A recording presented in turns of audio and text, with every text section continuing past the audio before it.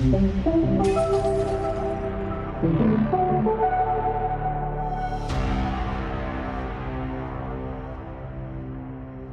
everyone, welcome to One Fix. I'm excited to be talking to Tate Jarrow today. Tate and I worked together at Google, where we collaborated on the Google One VPN, which was also part of the Pixel phone, and my team built that VPN. Before being at Google, Tate was a West Point grad, Army infantry officer, and Airborne Ranger, and then a special agent in the U.S. Secret Service, where he was named Special Agent of the Year for working on the Liberty Reserve money laundering case.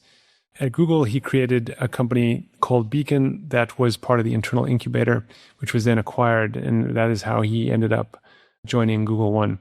He's now founder and CEO of a company called Rebound, which is a consumer anti-scam company that's focused on preventing scams and helping victims recover. So I'm excited to dig into that today. I think you'll enjoy the conversation. And as always, please give us your feedback. Thanks. Hey, Tate. How's it going? Hey, Rob. It's going well. Good to see you. Yeah, it's been a while since we were both at Google, but it hasn't been that long since we've spoken. We've kind of kept in touch a little bit since those days. But give us a bit of an introduction of what you're working on now, and then we're going to just jump into some of your background and some of the very interesting things that you've done. It's great to see you. Thanks for having me. So right now I'm working. I founded a startup, and we are working on scam protection for individuals.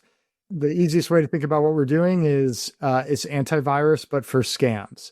So how can we deploy software on people's devices that's paying attention, and when it identifies an inbound scam, it shoots up an alert, just like antivirus has done for decades. And that early alert is really critical to protect users from accidentally falling into a scam. So that's what I'm building out right now. And we are in alpha. So we have a product across all of the 4 major platforms, and we'll be doing a paid beta within the month. So we're pretty excited. That's awesome. And we've talked about this topic a few times, but for everyone, I know I have my own definitions and ways I think about it, but what do you think of scams? Like what is a scam? What's not a scam? Like what's in scope for the protection you're looking to offer? Yeah, I mean, it's a great question. Like, what is a scam? And the way I think about it is any inbound communication where it's attempting to deceive the user and get them at some point to give up information or give up money as part of that communication.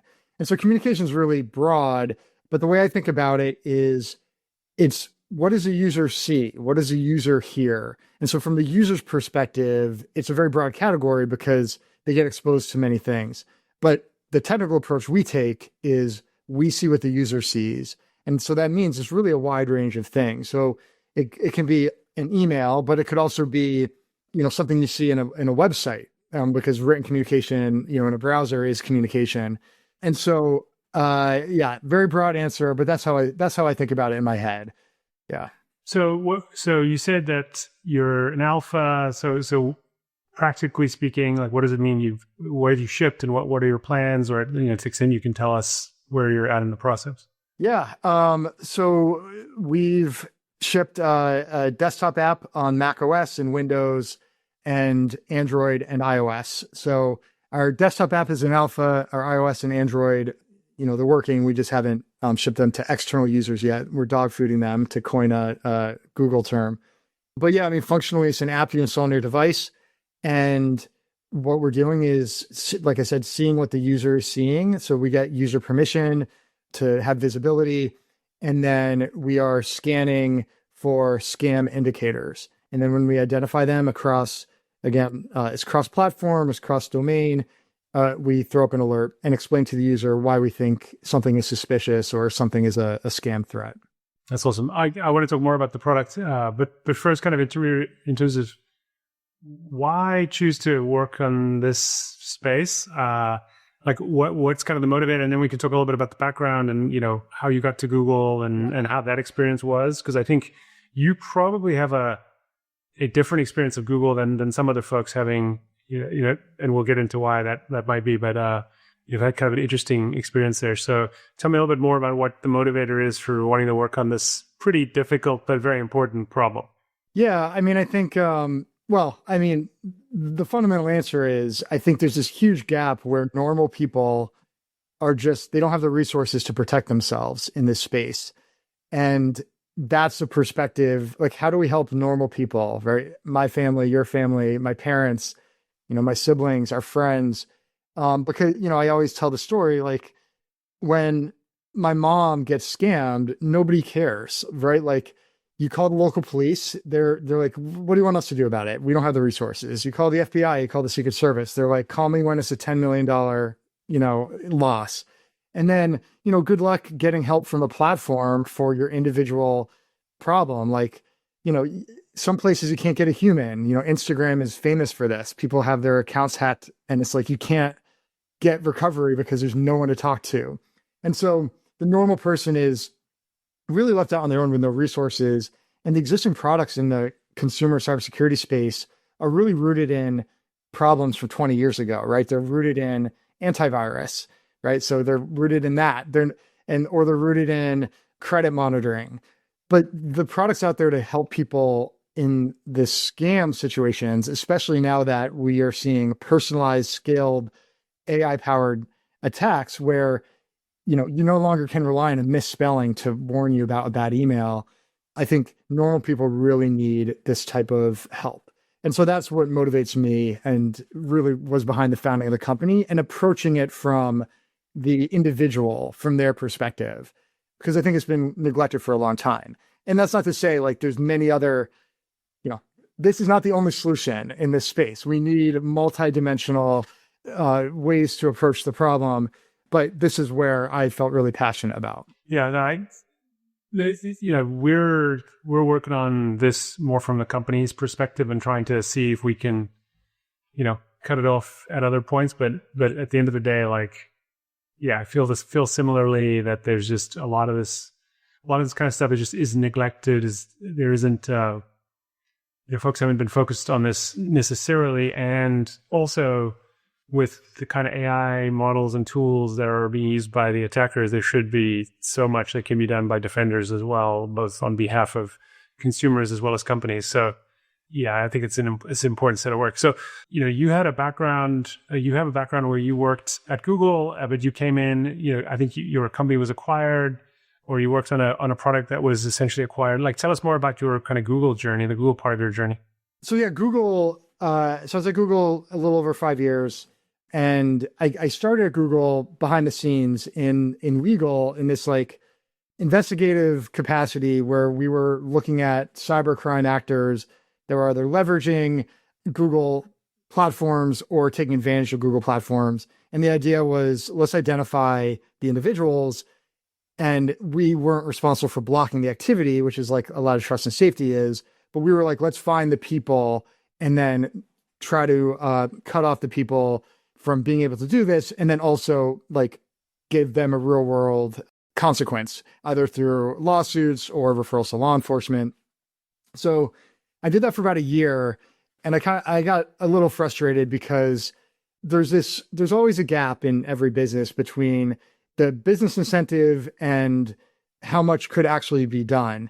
And so that gap is frustrating. I felt like I was always pushing like to do more, and the business incentive was like, no, that doesn't make sense. And so I decided that the way I wanted to approach solving, helping people at scale was to build things. And so at the time, Google had this great internal incubator called Area 120, where anybody in the company could pitch and get funded to build a startup. And so I ended up pitching as a founder, a startup. We ended up calling it Beacon.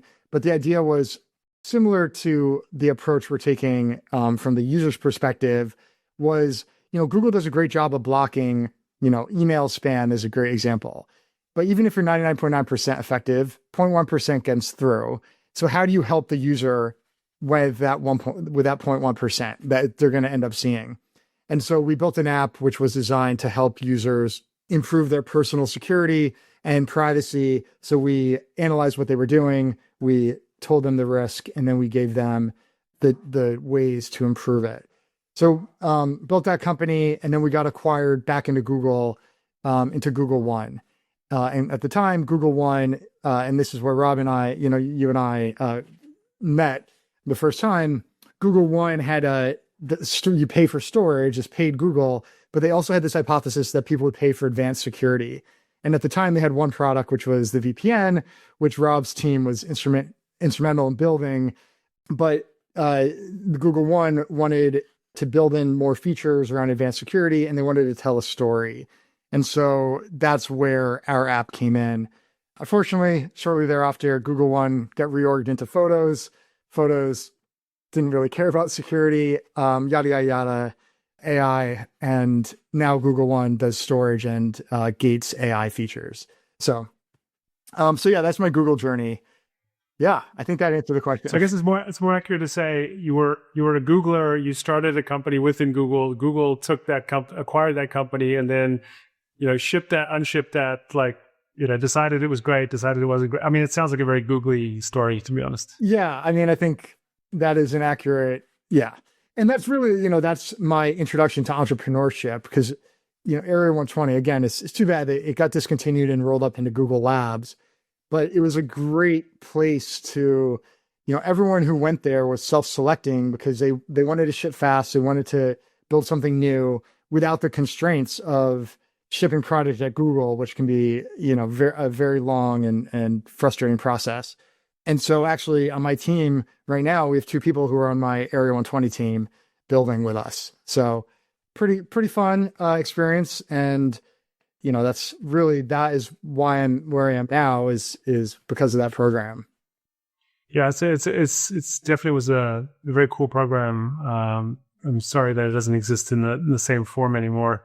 But, I think you probably talk to folks like this always. I talk to folks all the time who are in big companies, big tech companies, and they want to start something, or they wonder how to do it. And I normally I normally say 2 things. One thing I say is just be sure that you're the person who has to make this thing exist, and that there's no other way that it could possibly exist without you. Because starting stuff is really hard, but also starting stuff is really fun, and it's really hard and really fun.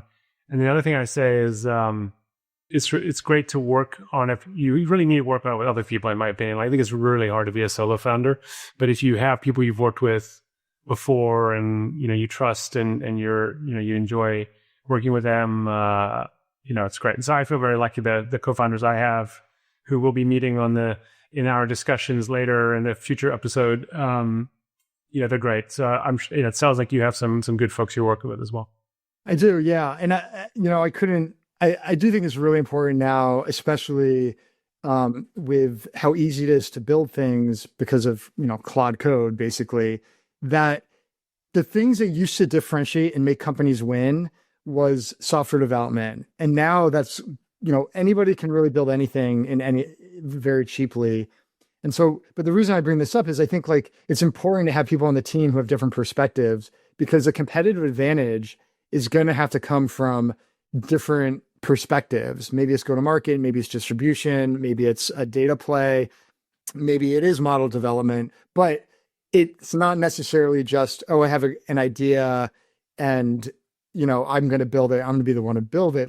You need more to have a defensible company, especially now. And so I agree. I think my co-founder is great. He's a former Googler as well. He was in trust and safety for a long time. But having people with different perspectives on the team, I think is critical to survival for businesses, especially startups right now.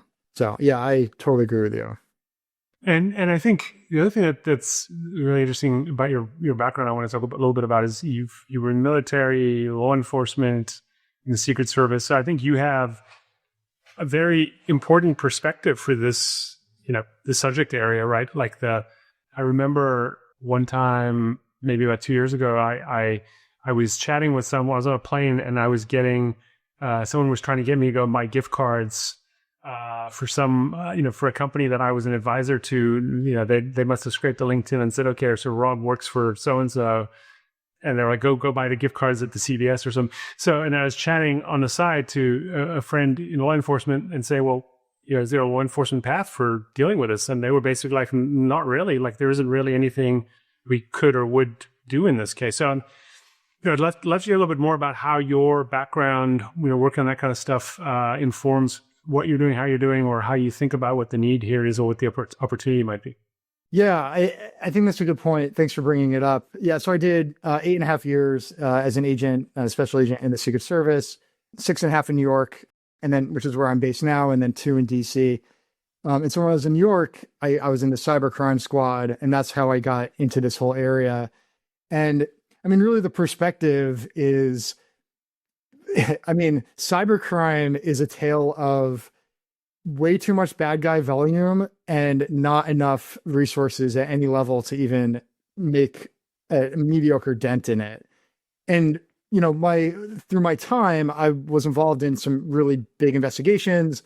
For example, very few people will remember this, but in 2013, we took down a digital currency called Liberty Reserve, which was centralized digital currency made by, you know, it was made by criminals for criminals. I think that's what the DOJ press release said.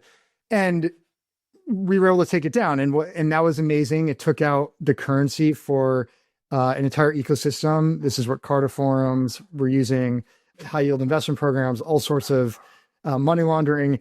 And there was, you know, $6 to $8 billion of transactions happening. And we took it all down. It evaporated overnight, and all the criminals had to migrate to something, and they went to Bitcoin, because you can't take down Bitcoin, right? It's not a centralized server. And that impact was amazing, but it basically was like 1 month of impact. And then did it really change how cybercrime happened? Or when you arrest people, like I'm arresting one person or 5 people, but there's another 100,000 doing it. And so I think like over these experiences, what I really would have learned was is the impact. We're not going to arrest our way out of this problem, right? We're not going to prosecute our way out of this problem. You know, a great example right now, there's a lot of people are touting U.S. Attorney's Office in D.C. is going after these Cambodian scam compounds, right? Which is a huge problem, but they're like 3 years too late, right? Like this has been a problem for years, and the amount of harm and the amount of, billions of dollars, and of course the people in these compounds are human trafficking victims. That has been happening for years. And only now, right, like 3 to 5 years later, is the US federal government finally catching up. And then, okay, so maybe now they're not in Cambodia, they're shifting to like Indonesia, they're shifting into Africa or other countries.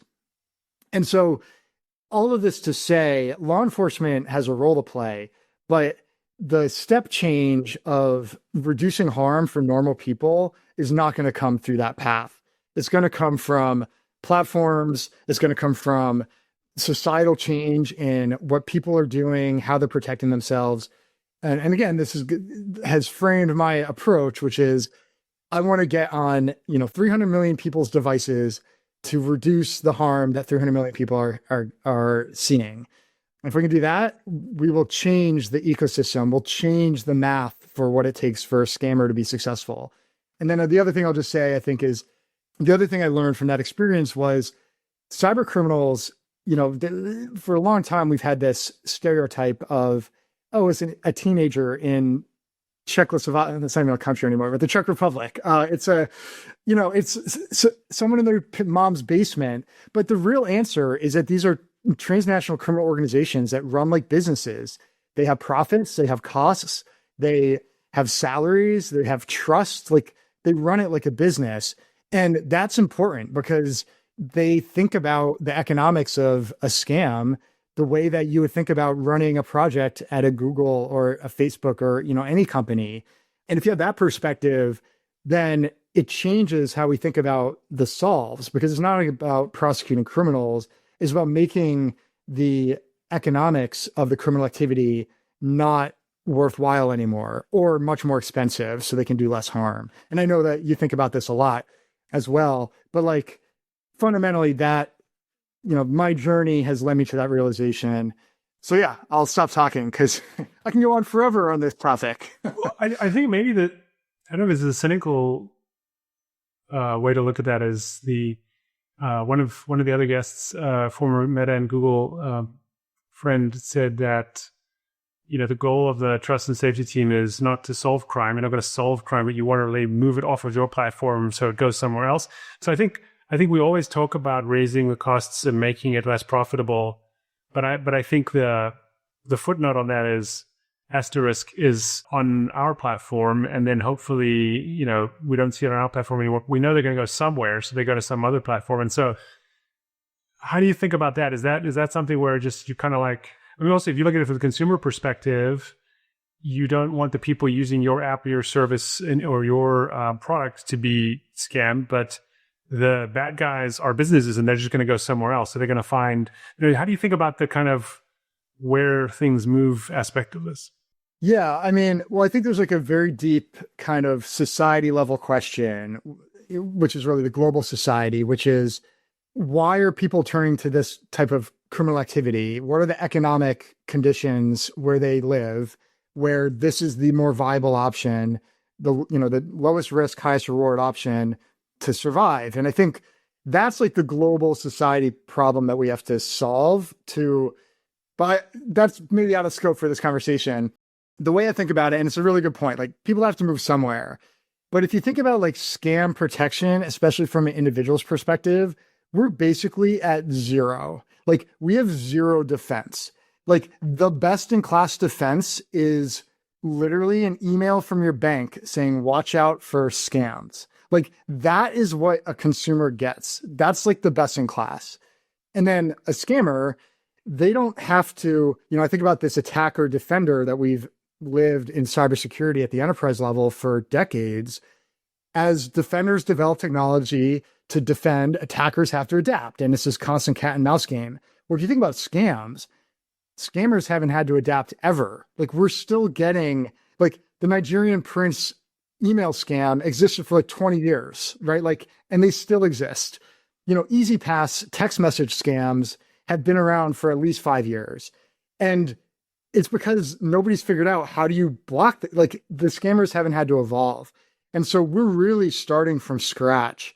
And so the amount of work we can do to start creating robust protections for as many people as possible, that is, we have like 10 years before we even get to a point where it's like, okay, now what are the scammers going to do? But my dream is that we get to a place where we are protecting everyone who has a device. And what it will mean is then attackers will evolve and they will, instead of having to move from this person's protected, I'll move to someone who's not protected. They're like, oh, everyone's protected. Now I need to change my tactic. And what we're building as a company is a feedback loop. So as the attackers change their tactics, we'll know first. And I know you're thinking about this too from the ads perspective. And then if you know first and quickly, then you can get protection across the network quickly. And that forces a bad actor to evolve again. But like right now, again, it's like zero. Attackers have no incentive to really evolve.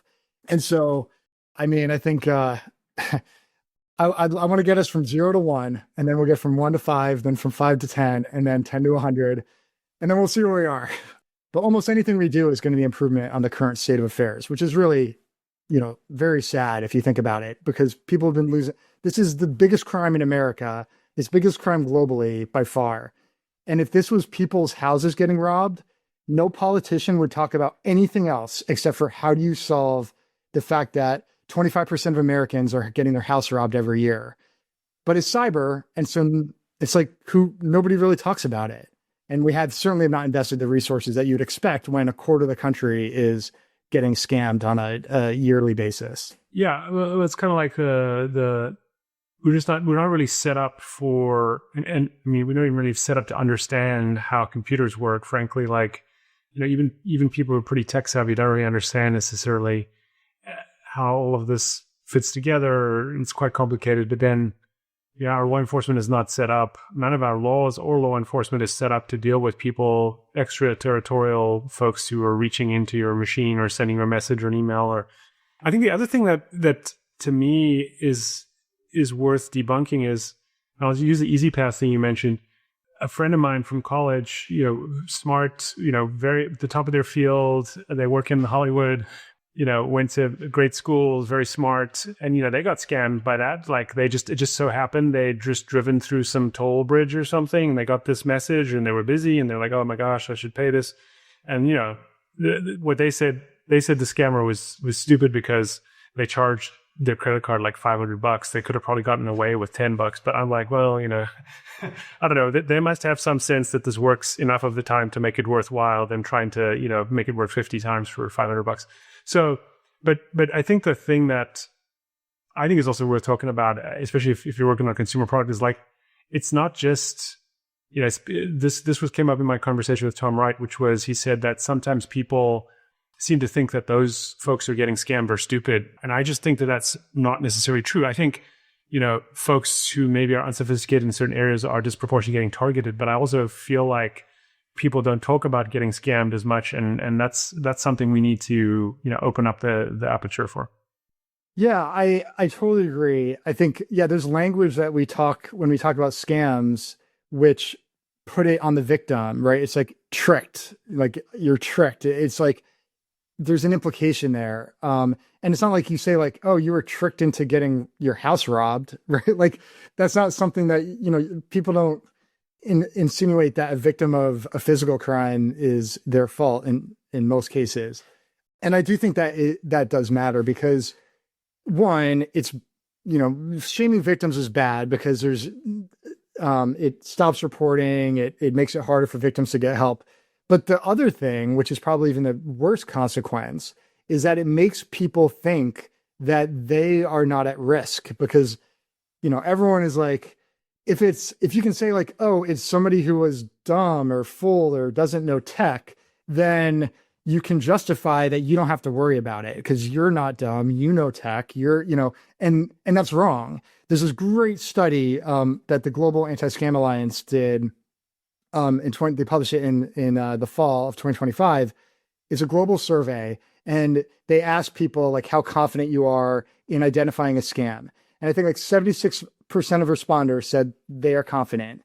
And then they correlated it to the number one factor for being a victim of a scam is being in that group. So like if you think you can identify a scam, you are statistically more likely to be fooled because you're overconfident.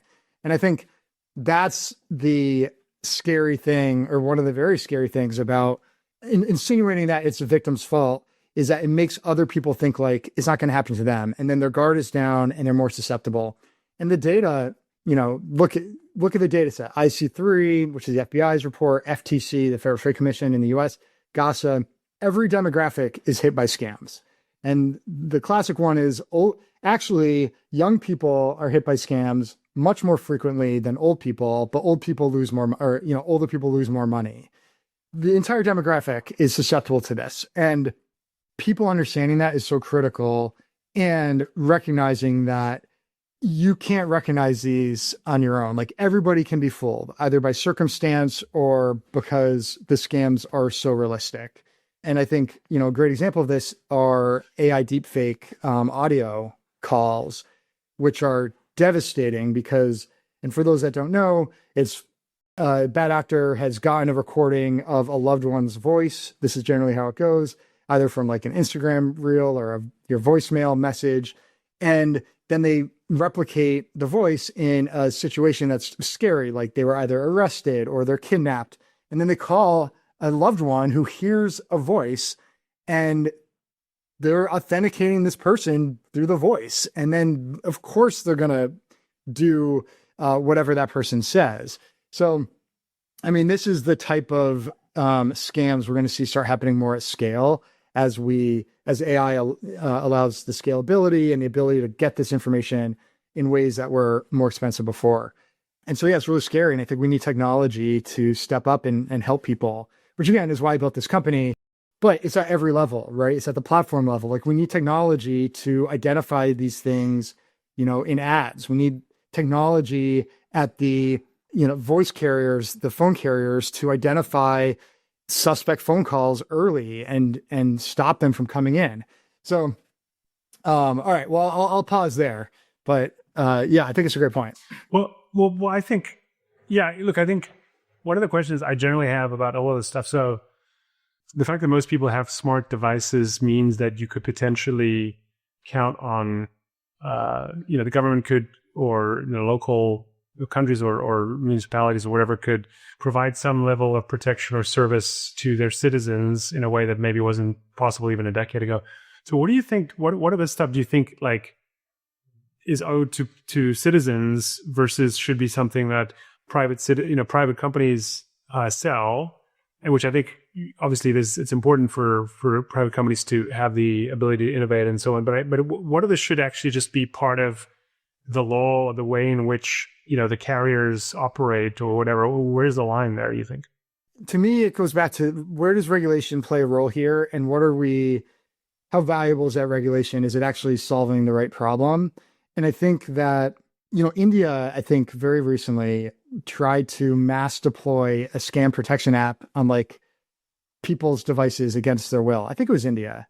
And there was huge outcry because people are very worried about government surveillance and government installed things. And so I think, and in the United States, I mean, what we've seen in the last few years is an extreme increase in sentiment and concern around government surveillance. We're seeing this with people protesting flock surveillance, which they have cameras and the automated license plate reading, just as a couple of examples.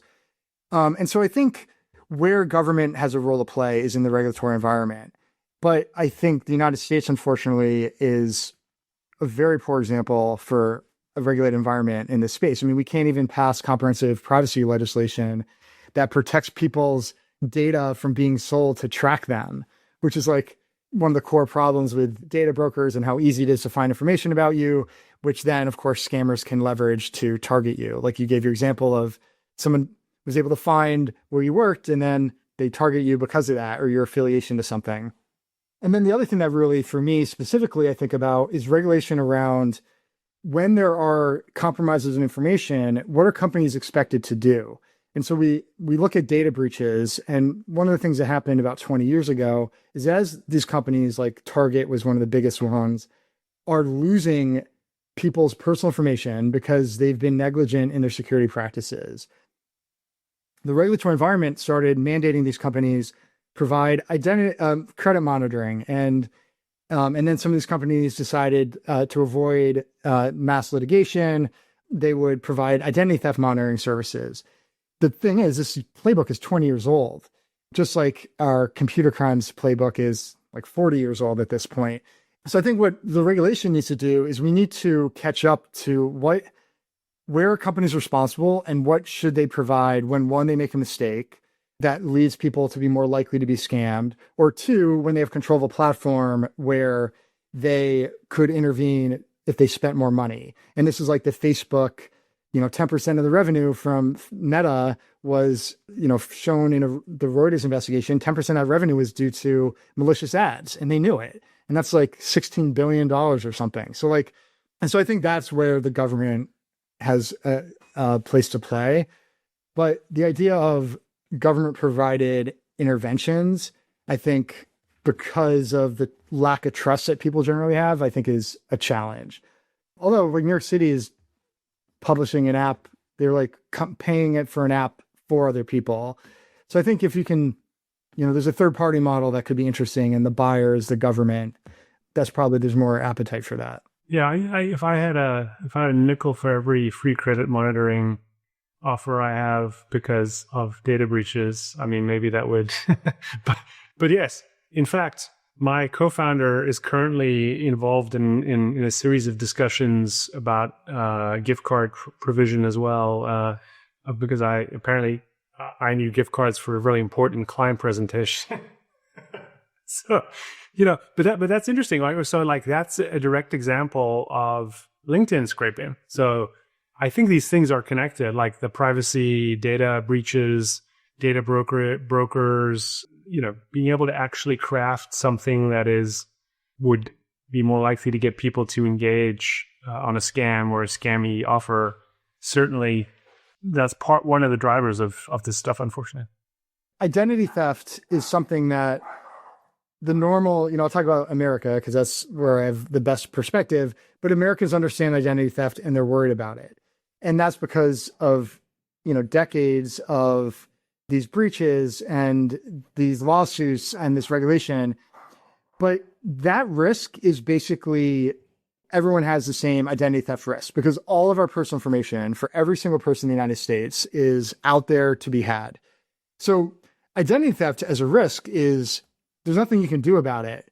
The real risk is now social engineering. And social engineering attacks, which really all scams are social engineering attacks, they are more effective when they have personal information that is accurate about you or, the people around you.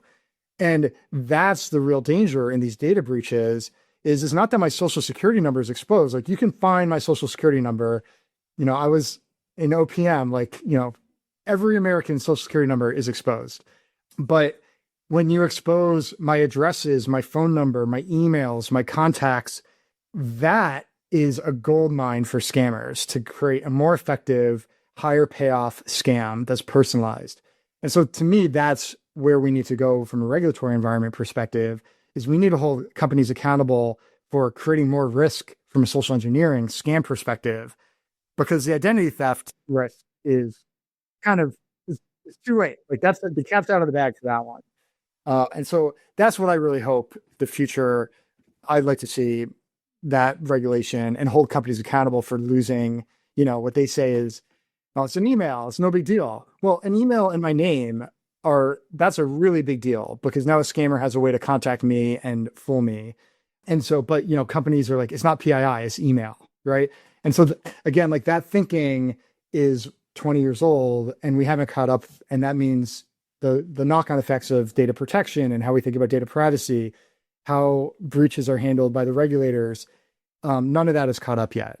And so I think that's creating more risk for all of us.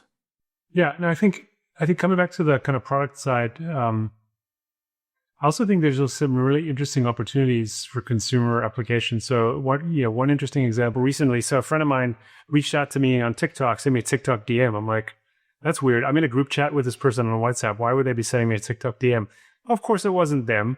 It was someone else who was pretending to be them. And, I was like, hey, bud, this is how it started. Of course, I'm like, why would they don't normally greet me that way either. So anyway, but long story short, this person had tried repeatedly to get this account off of TikTok. And, eventually I sent a message to someone I know over there. It came down, but then it went back up and then it came down again and it went back up again. So, but actually, no, my point on this is not, how robust the takedown mechanisms of the platforms are. We all have our own experiences with that, but it's really just the fact that I think a lot of this is like a community effort, right? So like I am reaching out to my friend and other people are reaching out to them and we're kind of letting them know that they're getting, impersonated. We're protecting ourselves. We're also protecting other people. And they, by taking action, if they do take action and they do get that taken off, they're helping everyone. So how do you think about the community protection aspect of these kinds of consumer anti-scam products? I mean, that's a really interesting point. The way, we're designing some product functionality around this. The way we think about it is like every individual has a community. And because of AI, I mean, your example is a great one. Like, how do I know this person is the person contacting me on TikTok is actually, the person I believe? Like, how do you verify somebody? And that's a really interesting question over the internet. Like, how do you actually verify someone that you know? And so I think like what you alluded to is, well, the way you did it is you had to go off channel. So you're like, oh, I've already verified them on WhatsApp or some other platform. I'm going to reach out to them and see if they're actually coming from TikTok. Well, one of the things we're building is a way to do that with our app. If both people have our app and are authenticated, then with like one click button, you can get a trust check back and forth in the moment to verify someone's identity. And the approach we're taking is let's build the communities where you can trust and have a mechanism to verify trust for your close community and then slowly expand out. But I think what you're talking about though is a broader issue around how do we share data across platforms or how do we share data with companies? And, it's such a challenge because the broader cybersecurity at the enterprise level has been struggling with the ISACs and the sharing programs that they put together because companies are really nervous about sharing PII. And so like in the cybersecurity community, the regulators created these abilities, these free spaces where companies could do it without being worried about getting sued. They had the legal oversight or the legal protection to do it, but all they were sharing was like IP addresses, right? They're sharing like malware samples or malware hashes, but they're not sharing phone numbers, emails, handles, because they're worried about the PII. And I think from a scam perspective, this is like the big challenge, is that scammers don't operate on IP address. I mean, they do, but like the thing they have to cut off is, to your point, like this is a bad account. Like we need to kill this account. So if JP Morgan learns that there's a bad account that forced somebody to lose money, they should be able to share that. And then like everyone knows this account is bad. Let's shut down its footprint on every platform. And I always think about like Gmail. Like if I know there's a bad Gmail account, they might have TikTok, Facebook, Venmo, a bank account. If everyone knew that that was a bad email, all of that infrastructure could get shut down instantaneously. The problem is nobody's willing to share that type of information. And even GASA, the Global Anti-Scam Alliance, they're trying to come up with this intelligence platform. And basically the only things that people are sharing are IP addresses or bad domains, which is basically an IP address. And it's like, that's not actually going to put a dent in scams, because scammers operate on these phone numbers, email. It's a different level of indicator of compromise. And so I think that needs to be solved. And there's certainly a regulatory, companies are going to want legal protection before they sell that information, because they don't want to get sued, for giving up personal information. And so I think that's like a really thorny problem, which works in the bad guy's favor. And, something else that we know happens is bad actors, from the consumer perspective, they come in one channel and they jump to another one. And so being able to see where these scammers are going, I come in on Facebook Marketplace and I jump over to Signal, like that insight, platforms don't have it unless they can share. And that's one of the advantages that we have, is we're building the consumer-focused platform or consumer-focused app, is we'll see that cross-platform, and it'll empower us to have a different perspective than many companies have. Yeah, no, I think that's right. I've seen that, could be also it's another way of them to not burn all of their infrastructure, right? So if you can connect those dots, so like if the scammer has actual Verizon phone number, not just, VoIP number or a WhatsApp account or whatever, like if you can connect the dots between those things, and sometimes these dots connect multiple entities, because there's people, like there's scammers do lead gen too for each other, right? Like they've highly specialized their work, unfortunately. So all of this kind of stuff, you need to be looking at it not just from a single company's perspective, or even just from multiple companies' perspectives. You also need to be able to look at it from a user perspective. I think that's a very important lens. So Tate, this has been a super, super interesting conversation. How can people find you and your team and your products, and what should they expect when they go there? You can find me on LinkedIn. Tate Jarrow is pretty unique until someone impersonates me. But so if you want to talk to me personally, happy to connect there. My company's called Rebound. We're at trustrebound.com. We're going through a rebrand, so that might change, but I'll afford the domain, so it's fine. Trustrebound.com. And yeah, like I said, right now we are in an alpha release. So when you go to our website, you can sign up, and if you're selected, you can use our products for free and give us feedback so we can improve them. And our goal is to be launched with a GA general audience launch this summer, so that people can protect themselves and their families. And I think we didn't really talk about this. One of the things that I feel, and Rob, I think you feel this as well, is this idea of us being what we call caring guardians. We often have our own families. We have parents. We have people around us. We are tech savvy. People know that we're in the space, and they look to us for guidance. They look to us for help. My mom calls, "Hey, like, is this safe?" My friend calls me because her dad clicked on a link, and I'm, having to give them advice on what to do. And so part of what we're building in our product is, how can we help these caring guardians, these guardians of, bigger units than just their immediate family, protect the people around them that they care about, and give them insight so that they have visibility on potential risk across their family. And so we're building that into our product, because we think it's really important that, it's not just you, like everyone is worried about other people as well. And so enabling that functionality in our product is one of our goals. So yeah, I think that answered the question. You really did answer the question. And I think I think that's actually something people have approached me quite a few times and said, is there a product that could you build me a product for my parents that I can feel like they're not out there, by themselves, or that, I can have I don't want to be watching what they're doing, but I want someone to be looking after what they're doing online in some way. So I think this is something that is really a big need out there. And I think really, we're obviously rooting for you for sure for lots of reasons. Yeah. Thank you. I'm really excited about it. Yeah. And also, by the way, your antivirus example and what you just said reminded me of the first money I ever made with computers. I was 13 years old, and a friend of mine, his dad was like, they had some virus. I think it might have been like this is like a really long time ago. But basically, like, I had a copy of Norton Disk Doctor or Norton Antivirus or something, and I went to my friend's machine and I ran it and I got rid of this virus, and the dad gave me $50, and that was the first money I ever made with computers. So just knowing the tools to use could sometimes be helpful, even if you don't actually know anything. You obviously know a lot, so everyone's going to be in good hands. But I knew nothing back at age 13 except to know the right tool to reach for. So.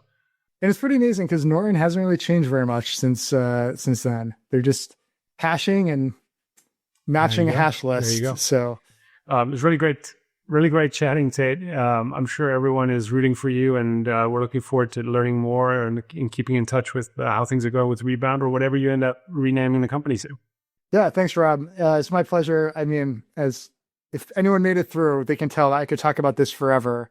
I will say that, we need more companies in this space. We need more investment in this space because the market is enormous, and we're really, as an industry, as a society, we're really failing at protecting people across every dimension, from the platform perspective to the regulatory perspective to the consumer perspective. And so really just smart people who are interested and want to build and work in this space, yes, we need more, the more the better. So I'm always happy to chat and help anybody who's operating in this space. That's awesome. That's why we're doing these conversations, by the way, because we want more people working on these problems, or at least thinking about them, being aware of them.